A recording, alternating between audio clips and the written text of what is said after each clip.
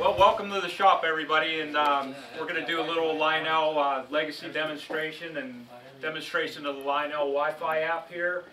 And we have Lionel's ambassador of everything Legacy, MartyE. So enjoy. If you have any questions, probably questions at the end or as we go along. We'll do them at the end unless it's really pertinent to what we're talking about at the moment. Okay, great. I want to thank Dave for inviting me here. I just want to let you know we're really not associated with Lionel other than the enjoyment of the Legacy system. Lionel is very supportive of what we do. We run a demonstration group that meets every Friday morning at York. So that's, I mean, I've pretty much been in trains since my father introduced them to me 51 years ago, so now you know how old I am. Dad set up at Christmas time, and then I carried it on, and because I'm kind of in a engineering technical side of a field of television production, all the technical stuff such as Legacy, Wi-Fi apps and stuff really kind of caught my attention. So while I know quite a bit about the Legacy system, I will never say I'm an expert because people every day teach me something that I don't know about it or I stumble across it, so I'll try to relay as much information as I can to you all. Legacy came out about 10 years ago. It replaced TMCC, which was Lionel's first remote control system. Basically, instead of you using the handles on your transformer to speed up and slow down your trains and blow your whistles with the button on the transformer, somebody got the great idea to put a little radio receiver inside an engine and give you a remote control and put 18 volts on the track, let the track stay powered up, and then you control the engine. So that was the beginning of TMCC1. And as I said, about 10 years ago, Legacy came out. It was part of, we all know Neil Young, the singer. He was involved in some of the process of making Legacy. And John Zahornaki out in Silicon Valley and his team are pretty much the people that put Legacy together. They're the ones that issue the upgrades and build the apps, and that's pretty much the history of Legacy. Real quick, I don't know how familiar you guys are with Legacy. When you get your 990 system, basically it's a box like this. This one's probably every bit of 10 years old. You get a manual, you get a base, you get a controller, power supply, and some cables. Everything you need to get started is in the box. I'm going to actually use this to show you some stuff so we can explain. What's a little different about Legacy than what some of you may be familiar with is the Legacy base is very similar to the TMCC base, as it's the control center. Basically, your remote control talks to the base sends out the information to each engine. The primary difference between Legacy and TMCC is there's a database held in this base. Engine names, engine numbers, road numbers, configurations of all the engines. So now when your friends come over with their Legacy controller to run trains, they turn on their controller, they talk to your base, they see everything, all the engines that you have already have programmed into your engine base. So whereas before, with TMCC1 you didn't have names. You just had a number that you punched into your remote. You'd punch in engine 23. You didn't really have any information. With the advent of the displays, engine 23 now becomes New York Central or Union Pacific Big Boy with associated features with those engines.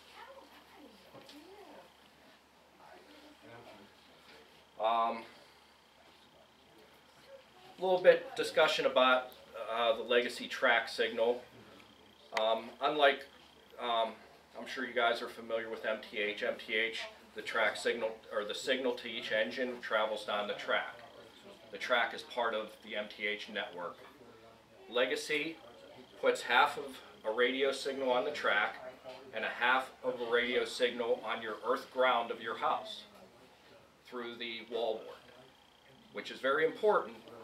The wallboard of your Legacy system has to be the original 3-prong system. That's how the other half of the signal gets into the ground of your house. That's how the antennas work. On your handrails, it receives the signal coming from the house grounds of your house, and the other half of your antenna is on your track. So that's a little bit of history of how the signal gets there. Pretty much the same as TMCC. If you're used to TMCC, you hook up your Legacy, you probably won't notice much of a difference. This is the communication between here and the base is two-way. So you get some information feedback from the base. Like I said, the base contains road numbers, and I'll show you how that all gets in there, but it'll contain names of the engines, road numbers of the engines, whether it's a passenger car, whether it's a diesel, whether it's a switcher engine, and so forth. Another thing about Legacy, as features come out on engines, as the system evolves, as you know, and God forbid you have a bug in a previous software release, the good news is all of it is upgradable over the internet. You download files to a PC, and I'll show everybody we'll go over that real quick, how you download files from Lionel, and you can make modules. We just did a few earlier today. And that it's upgradable. Probably takes you, if it takes you more than 10 minutes, once you got everything set ready to go, you're probably taking too long. But it's very easy to upgrade. Legacy engines. How many of you have Legacy engines here? Legacy engines, out of the difference between Legacy and TMCC, TMCC had 32 speed steps.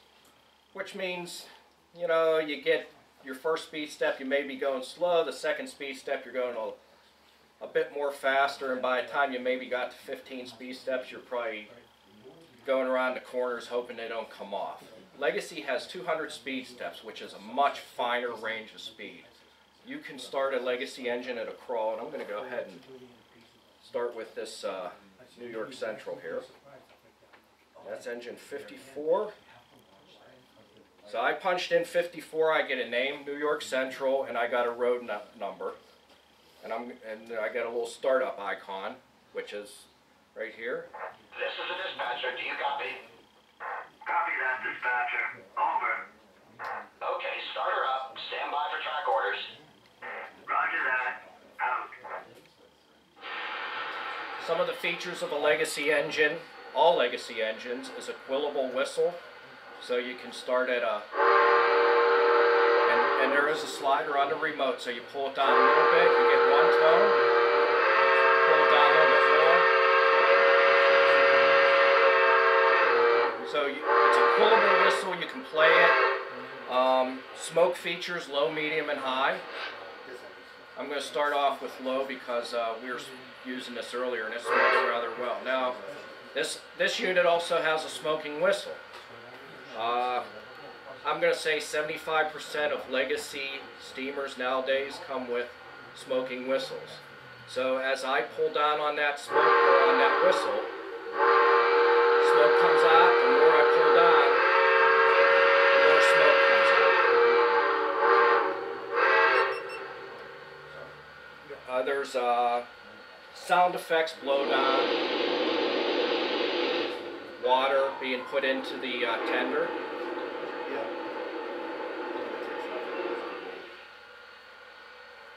My water's full. You can put coal into the tender as well. You push and hold the start button. Whistle will blow. You'll hear the coal go in.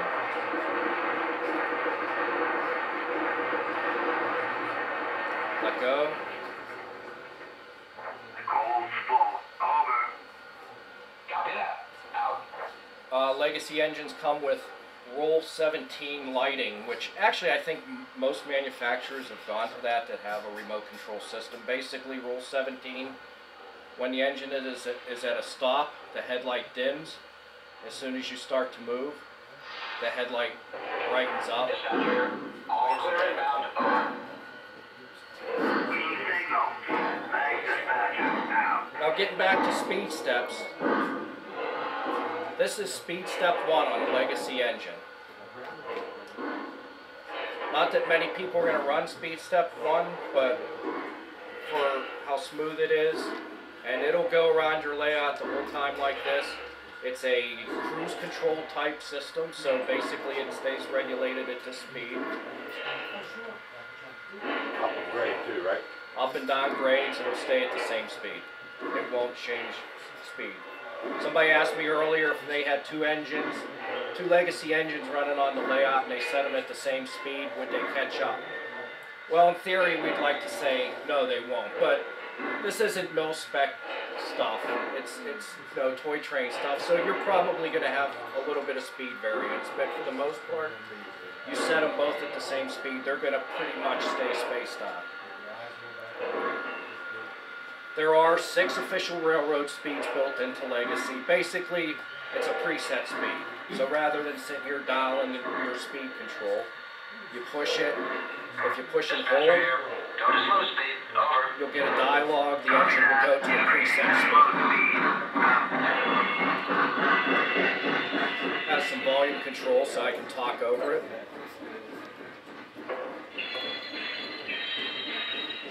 Now that this engine's moving, there's different dialogues. There's a little tower, and that represents, and this is a personal preference, a lot of people don't like tower comm and cab chatter, but the little tower indicates somebody in the tower is talking to the engine. So if I push that,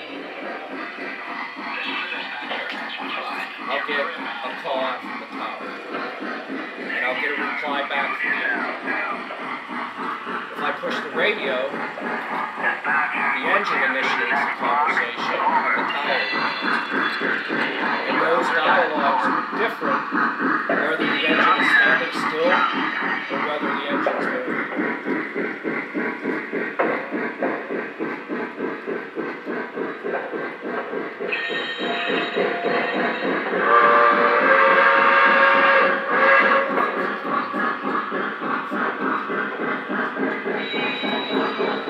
So the whole time on my display, throttle this back a little bit, I got a line that travels the display as I turn the throttle. That line is the target speed. That's the speed you want the engine to go to. Following that would be a shaded area. That is the actual engine speed.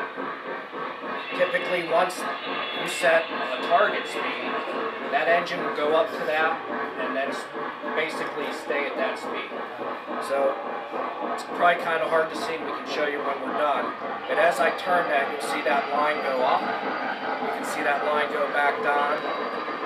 But wherever I stop that line, that shaded area will go to stop, and that's as fast as that engine can go.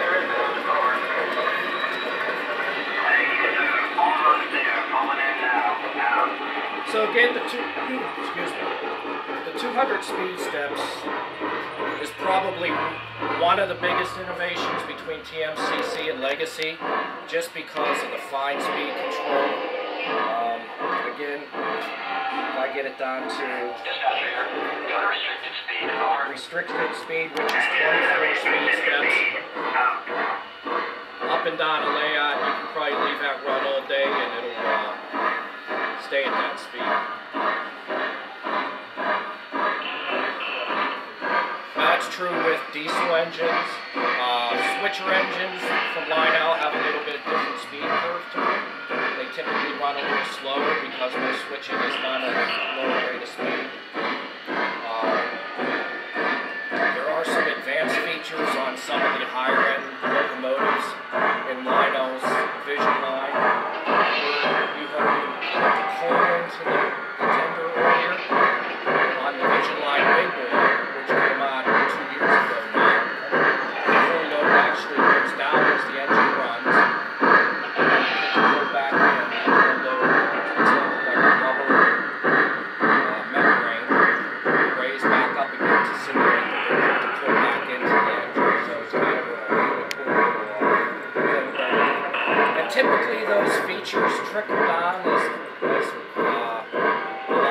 out. I don't think we'll see that one for a while, but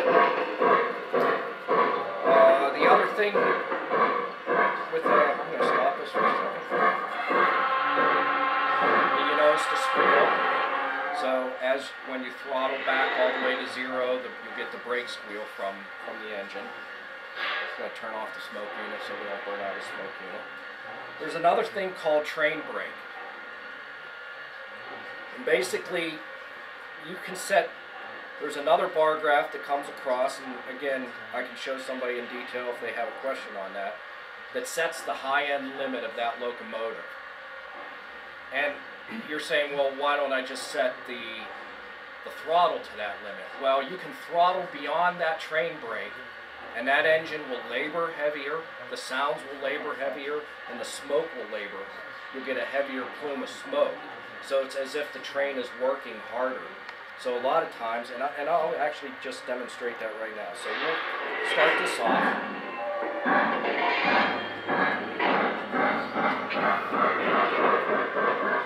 So it's a relatively mild shuff. We're going to add some smoke there.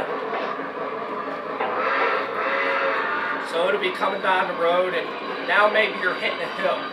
And you don't necessarily want to change the speed, but you want to make it sound like it's laboring. So you add that train brake in.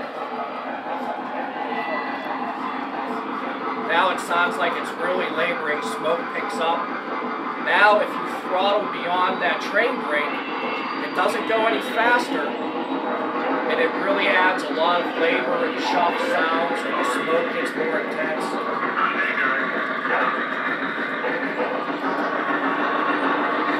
And then if I back that train brake off,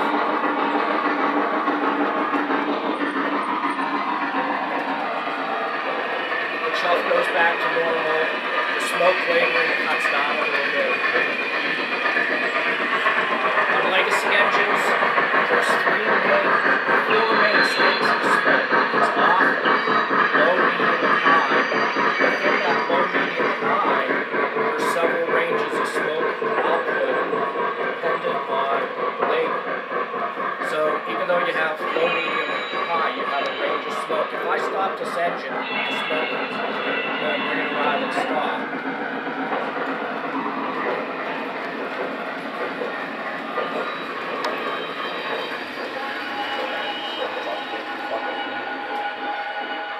That smoke unit will start trailing off so that it's not as heavy as smoke. And as soon as I start it up again, that smoke unit will kick out another couple levels of smoke to get going. And then if I add train brake or labor, you'll get more smoke.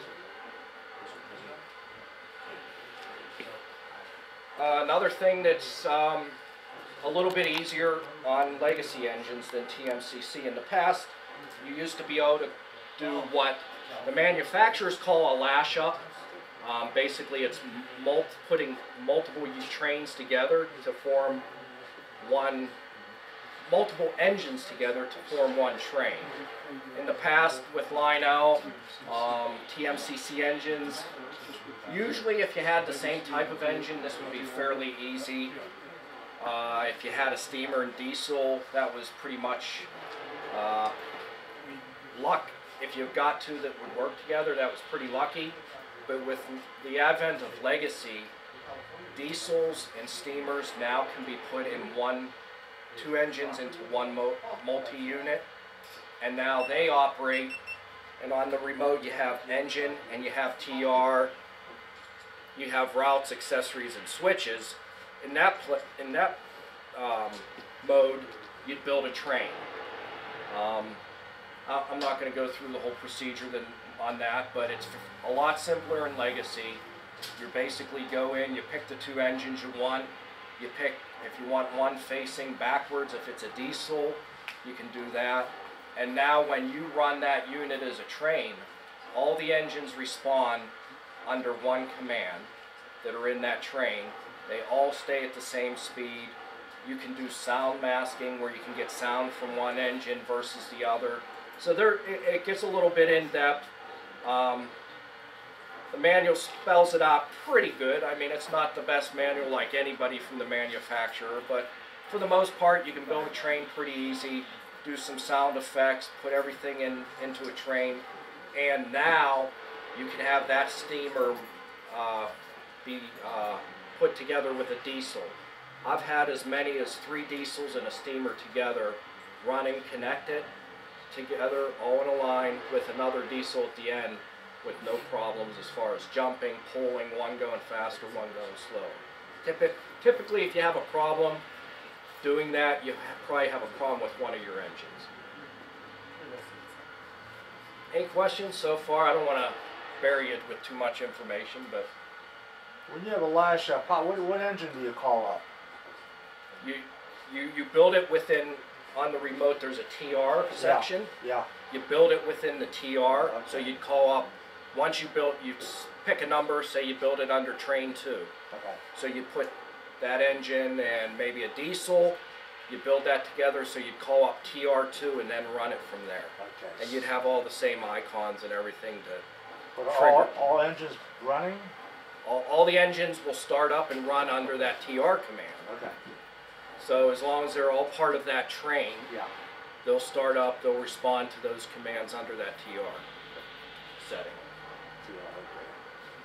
And within that train setting, there's a button on here called Train Link. So if you're running under a train and you want to address an individual engine, if it's set up in the remote, you can push that TR and actually access each individual engine's sound. You're not going to be able to slow it down or anything because they kind of inhibit that, so you don't have one engine stopping while the other ones are pulling. But where that really comes in handy is we got a passenger car on here, and I'm going to add that to a train in a few minutes. And that has sound, so you can access those sounds quickly and conveniently without dumping out of the TR and going to it individually. Let's get a little bit into the LSU system and the Wi-Fi. Within the past, I'm going to say 4 years, and with the explosion of smart devices, I think the manufacturers realized that they had to do something else to try to keep interest, especially with kids who are all into their phones and all about their phones nowadays. So both the major manufacturers, actually all 3, I think Williams has come out with their Bluetooth system now. MTH has their Wi-Fi system. I'm going to turn off the smoke unit again. And Lionel has come out with a system of their own. Basically, it's called the LCS system. This is the Wi-Fi module. Dave has one installed underneath the layout. And you buy a power adapter cable that plugs into the Legacy base, into the 9-pin port, that basically makes a network that all these modules plug into. And what this does is this enables you to use a tablet, an iPhone, and currently the Lionel issued apps are all geared towards Apple devices. There are some third-party devices that are working with Lionel to develop for Android and such. But so this LCS Wi-Fi module is now allowing you to use your smartphone, and I'm going to use my iPad for this because it might be a little bit bigger to see. So when I call up my Wi-Fi devices,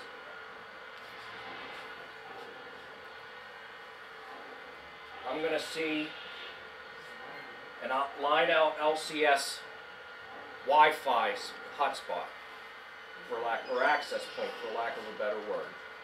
So I select that, and I go to the Lionel iCab app. This is Lionel's first generation app. There's a new one coming out shortly. But basically this allows you to run your trains from an iPhone. So with the kids in mind, who are all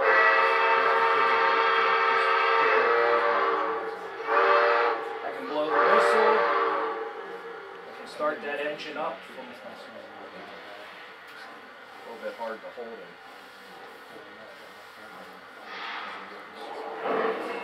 So as I run, I can blow the whistle still.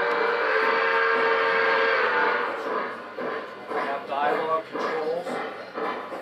Dispatch, the main line all clear. Over. This is dispatcher. Switch line. You're clear inbound. Over. Thank you, sir. Almost there. Pulling in now. Control smoke and the railroad speeds. Pretty much anything I can do on here, I can do on the app. The newer app has a little bit more. Switch line. You're clear inbound. Over. Thank you, sir. So that's with the Wi-Fi model. And if you notice, my screen here updates with this screen. So if I were to turn this, as I turn up the speed, the app tracks. And that just goes back to what I started at the beginning, is if all your friends are over and they all have a cab too, and you're all looking at the same engine, as somebody makes a change, you see that change on your remote too. So it goes out and tells all the remotes, hey, I'm speeding up, or I'm slowing down.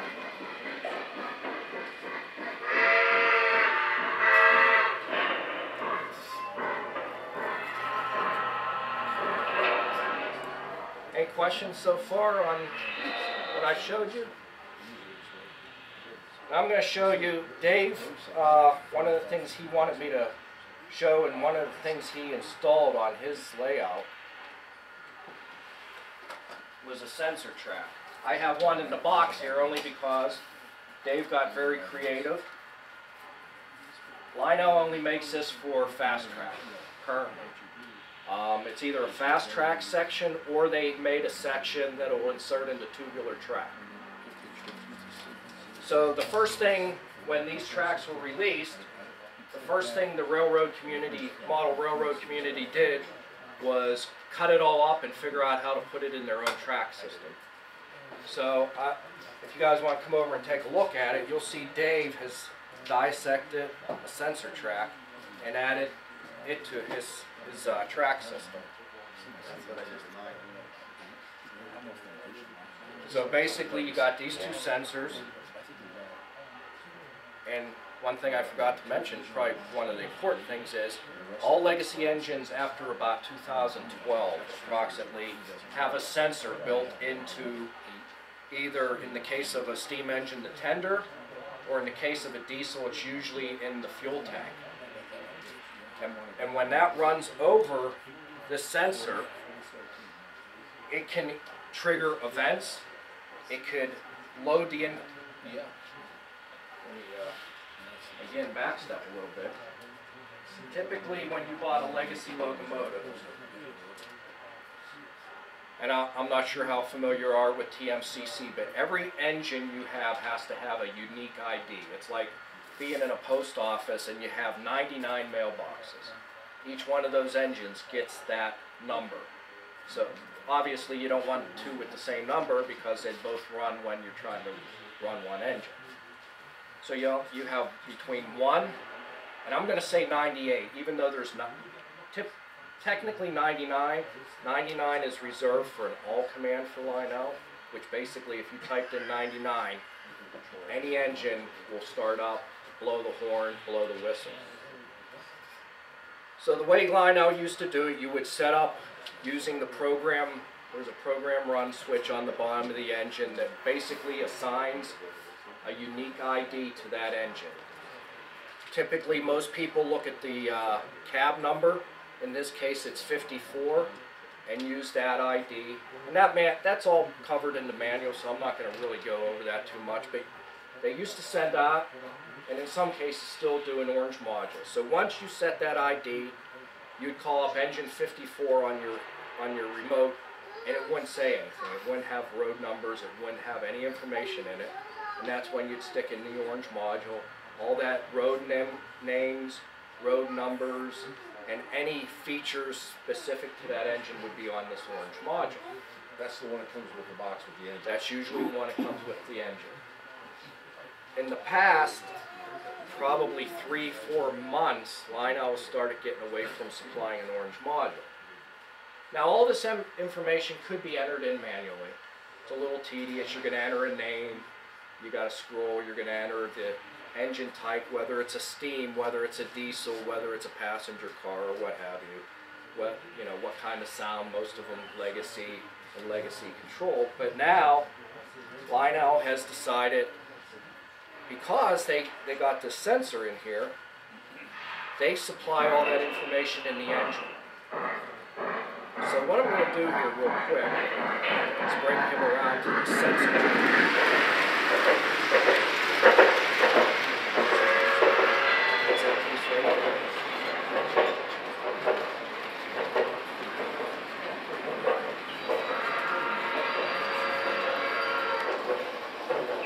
Stop him short here.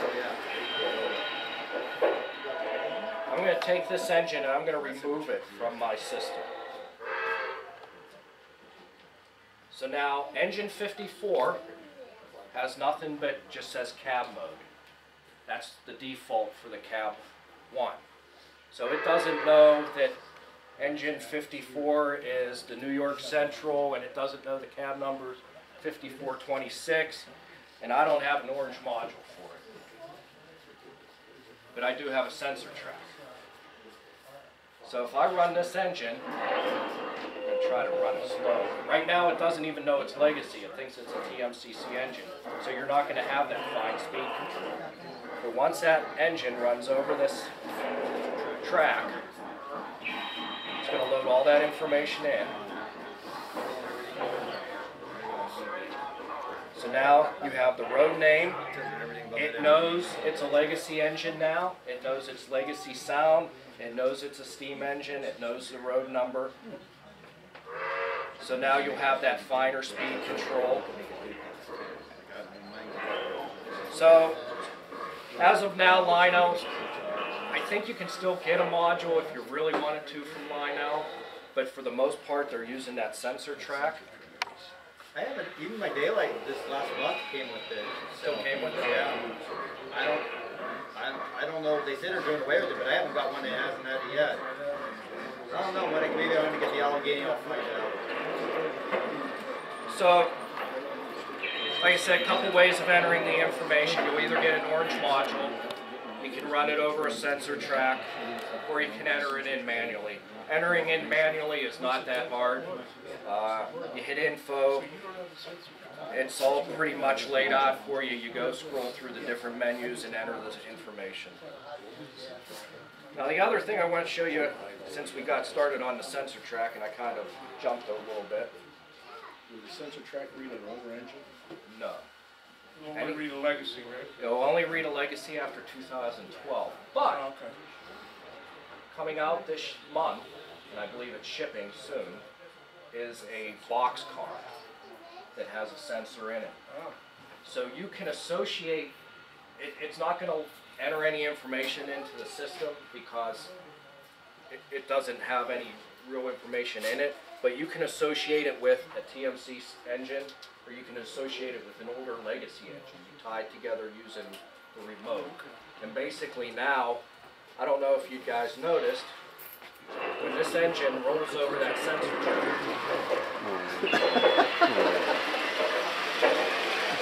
and I'll get into the details in a second. Do this real quick.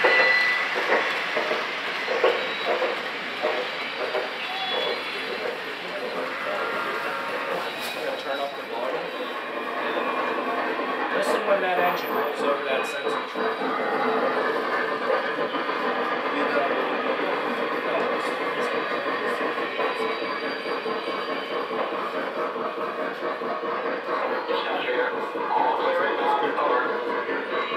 So that, Almost there, pulling in now.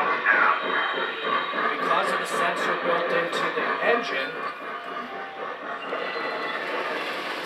rolling over the sensor track, it triggered a command that the sensor track put out put on the Legacy radio frequency, sent it to that engine, and it triggered an inbound signal. If that engine was going in the opposite direction, it would trigger an outbound dialogue. So now I'm going to get into the sensor track a little bit. So the sensor track comes, like I said, comes as a fast track section. And if you have the Wi-Fi box already installed,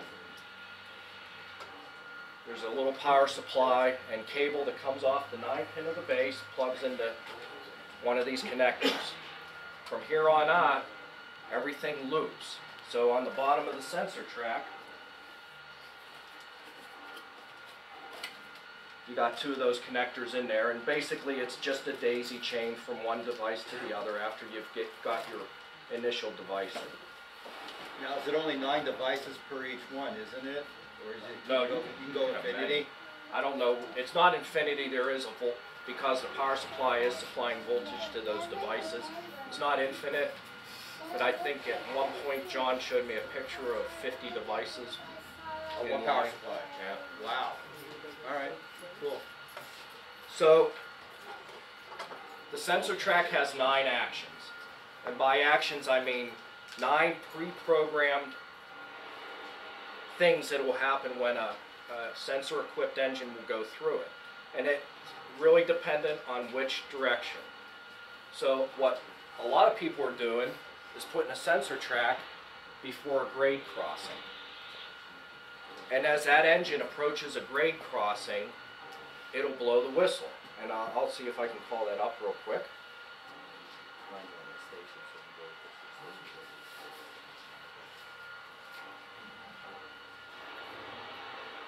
The only problem with the sensor tracks is there's a code that you got to remember or have a paper for. So to change, I'm going to show you a couple ways, but to start the Lionel way is you press and hold, and now flash.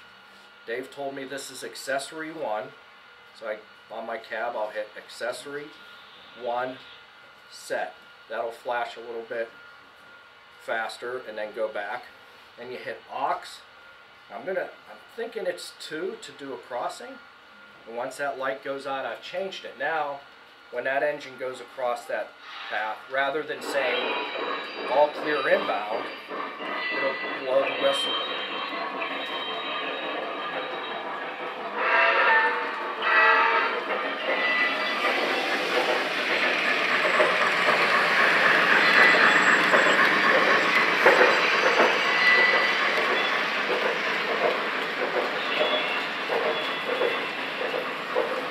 Chose the right direction, it'll blow. If I didn't, it won't do anything.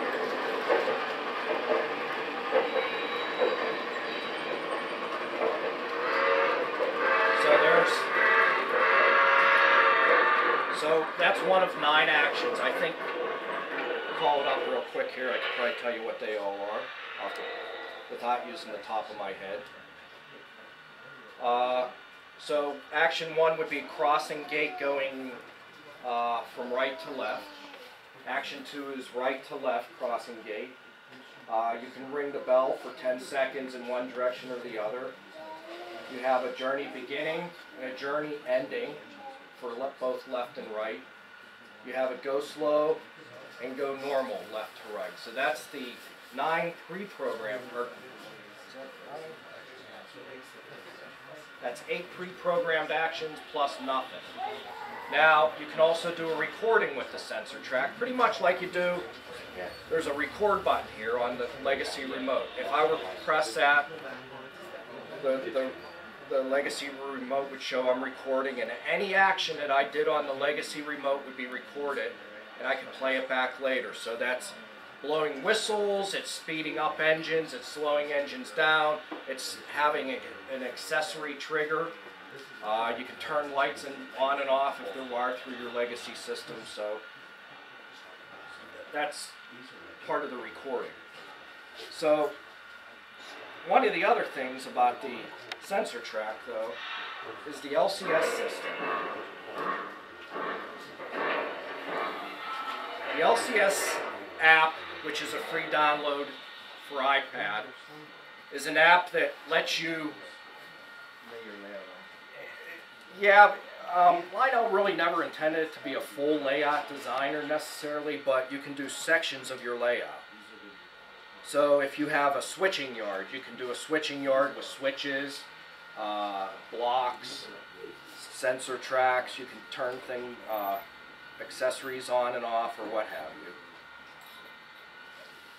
And usually they do, you can try to draw, if you have a smaller layout, you can probably fit it all on here. I don't know if you can see that, but that's a small layout example, and I have a sensor track in there and some switches using an ASC2, which is a module similar to this that lets you turn off accessories on and off.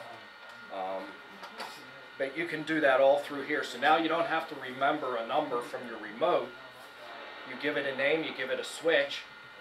You walk over to your layout, you go over to, I want to turn a light on, you throw a switch and the switch throws, and it's labeled maybe hobby shop or Miller signs or oil well or something like that. So now you don't got to remember a number, you don't have to punch anything into here, it's all graphically interfaced.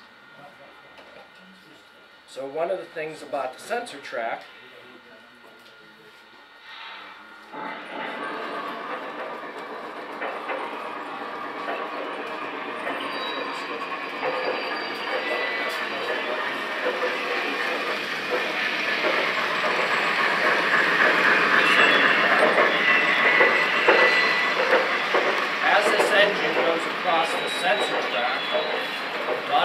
tell me what engine went across that sensor track.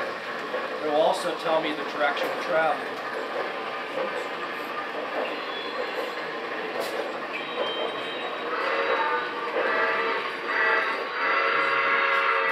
So, probably didn't see it, but there'll be a little arrow showing the direction of travel over the sensor track, and a little block, it'll pop up, it'll say New York Central 5426.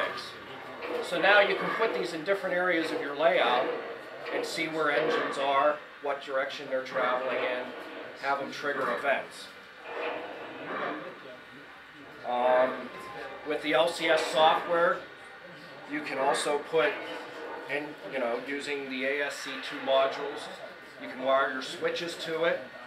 Then you can graphically represent your switch on your tablet. So if you have a switching yard with 5 switches, you don't have to be over at your control panel.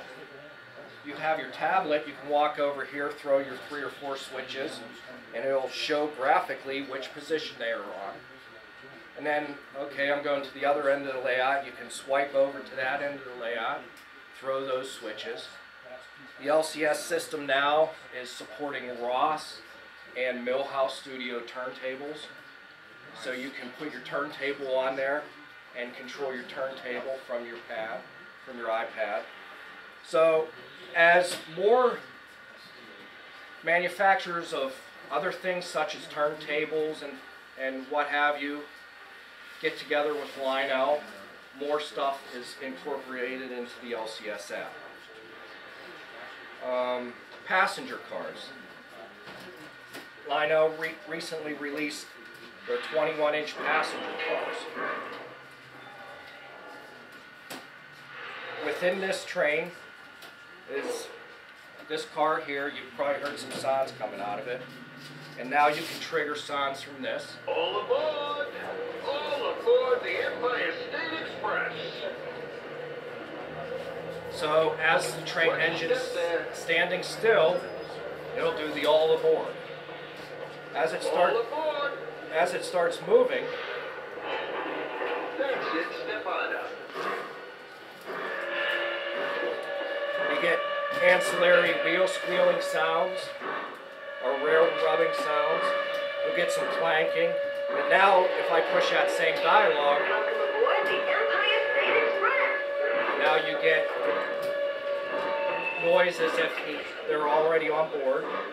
And something we discovered recently, Ticket, please! Ladies and gentlemen, the dining car is now open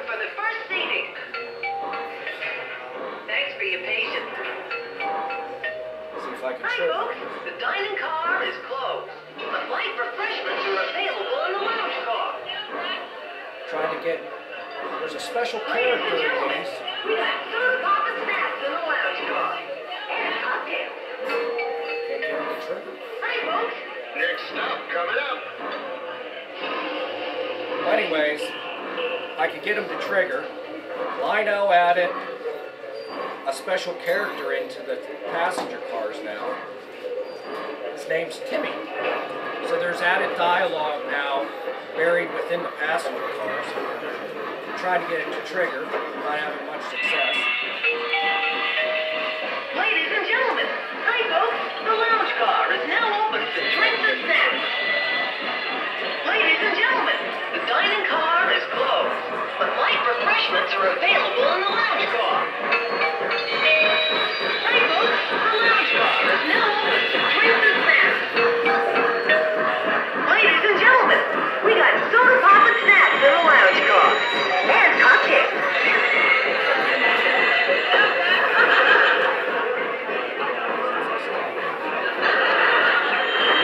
Maybe he did it. It might be, The Empire State Express is now departing. All aboard. Wow, look at that There's Timmy. locomotive! Ain't she a beauty? yeah, there's Timmy. Isn't she, dear? So- Yes, she is. You know, what we found out is Timmy's not for everybody, All but aboard the Empire State some of the train Express. clubs seem to think that would be kind of a cool thing to be Nice running to meet you, at Timmy. shows. The Empire So, State Express is now departing. All aboard. Trying to think what else we can cover with. Is there any questions on the wireless or Wi-Fi stuff that I can answer?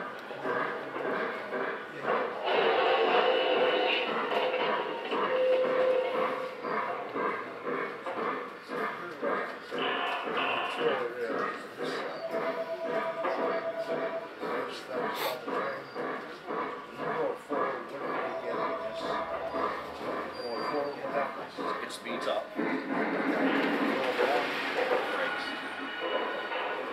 So, question was, there's a boost brake button on, pretty much, I don't know, if you had TMCC, you had these on your TMCC too, but this works a little differently. If you push it forward, it speeds the engine up, pull it back, it slows it down, and you can set it within the menu that if you speed it up and let go, it goes back to the speed it was. So if you had it set at a speed, it'll go back to where it was, or if you brake, it'll go back, if you let go of it, it'll go back to the same speed it was going. Now if say your engine's in the tunnel and you can't see which direction it's going in, if you push down and roll up, the engine will always be in forward.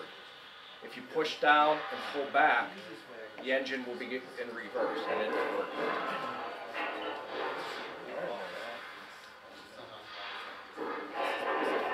So no matter which direction it was rolling in previously, if you push down on the boost brake button and you want it to be in reverse, push down, pull back, and it should go right into reverse. And if you want it to go forward, you push down, roll forward, it goes into forward motion.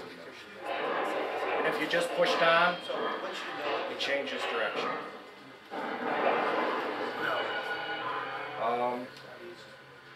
You can do front coupler, which this doesn't have, but it'll still make the sound effect.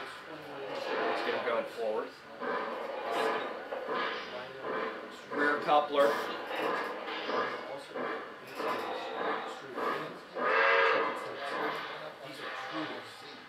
Go back and get the console. You can't close the clock like that. Not from the remote.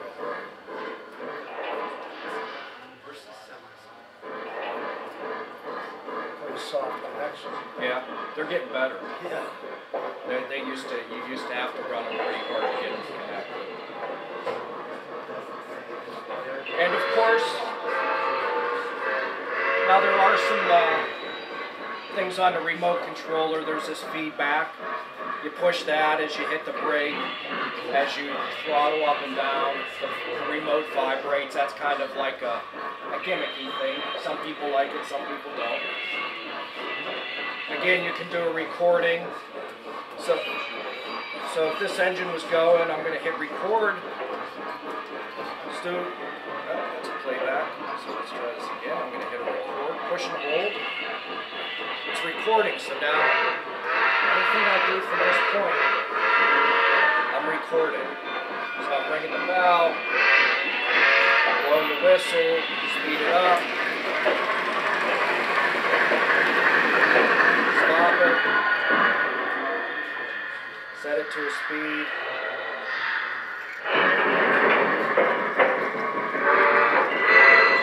Stop the recording. Now I can play that back at any point. So we'll play it back. Yeah, you just tap it to have it record. So now it's going to do everything I just recorded without touching the remote. Speed up. Stop.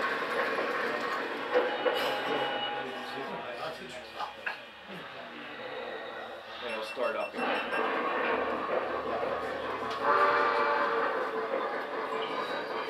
And you can loop those, or you can just have one-time playback. Another thing about the sensor track, more of a play value thing than anything. If you look on the remote, I'll show you here. There's these fuel gauges. As you run your engine around the track, depending on how much labor, how fast you're going, speed settings and train brake, that fuel will come faster or slower. And I think we talked about that with the tender fuel being used up in the Vigiline Big Boy, how this tender full load would sink down and you'd refill it. So as it goes over that sensor track, the engine is telling you, okay, I've used this much water, I've used this much coal.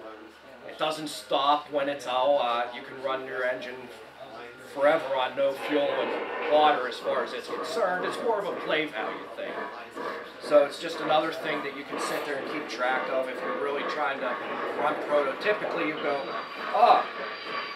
my water level and my fuel level are low, so stop it. You can add your water.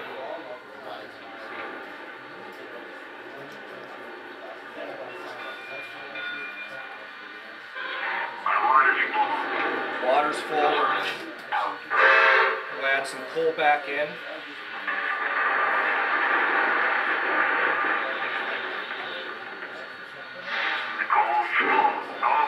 Now the next time that goes over that sensor track, next time that goes over that track, it'll show full fuel. Again, it's not, your engine doesn't stop when it shows 0, but it's just a play value thing now from incorporating the Legacy sensor track. Any questions?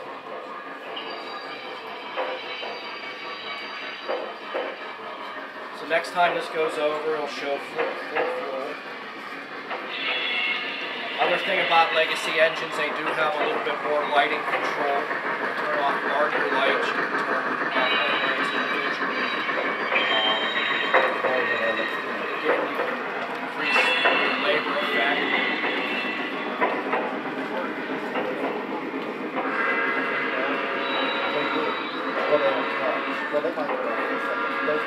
Those are in special cars, and they also just get a whole pump, and they don't turn the whole pump, and they just control it because you don't before.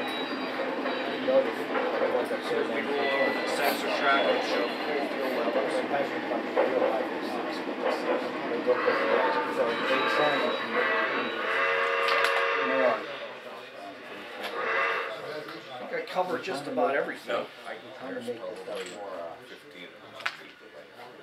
Let's see here. Trying to make this stuff more. The other thing I probably should mention, Lionel makes a series of sound cars.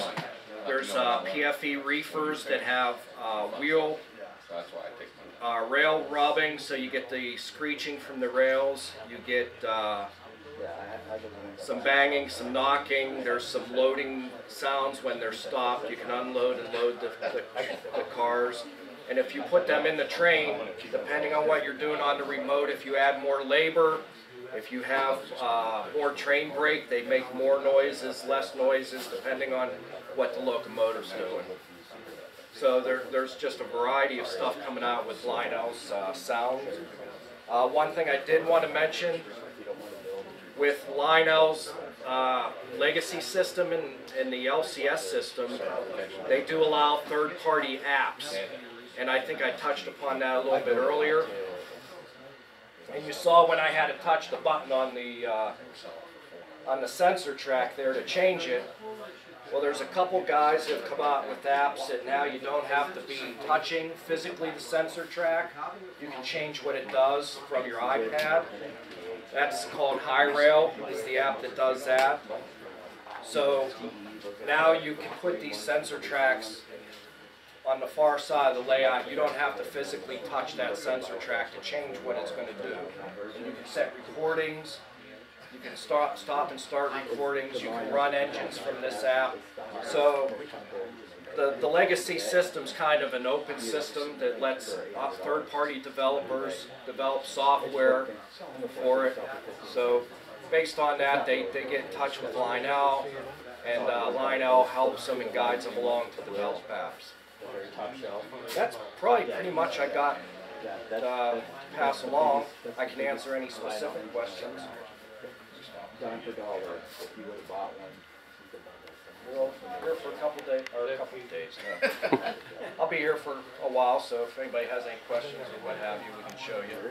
Hope you find some of this informational, and some of this information good for you. I know it's a lot I covered. I'm available to answer questions on the OGR forum if you visit there, or what have you. So, thank you. Thank you, Marty.